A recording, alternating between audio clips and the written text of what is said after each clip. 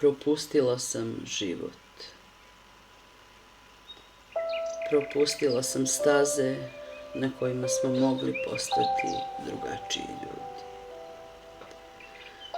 Ostala je da trune stolica za ljuljanje, da čekaju zauvek jorgovani, da im se s proleća radujem.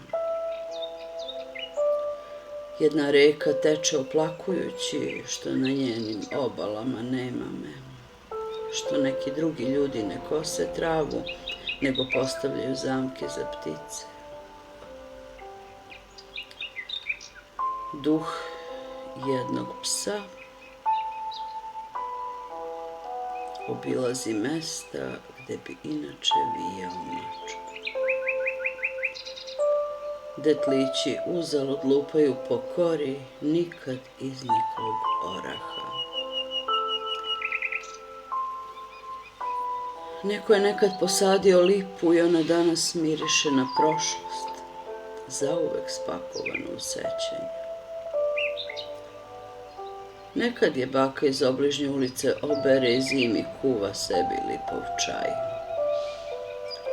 Zamiriše sokak, dođe do mene miris, donese ga košava u ove daleke krajeve, gde ja danas mislim da živim, a život i ja, mimoiđo smo se na raskrsnici tamo gde sam birala da ne moram po svaku cenu biti ja. Propustila sam staze na kojima smo mogli postati drugačiji ljudi. I sad samo slažem u herbarijum sve ono što je zauvek sasušeno, a liči na mene. Na neke nas kojih više nema u stolicama za ljuljanje, pored jorgovana i toplog lipovog čaja.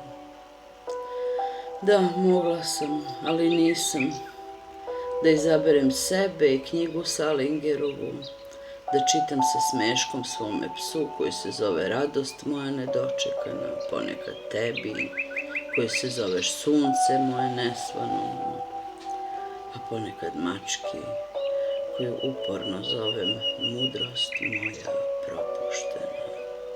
Iako ona ne mari za to i prede nezainteresovano dok čitam priču o njoj.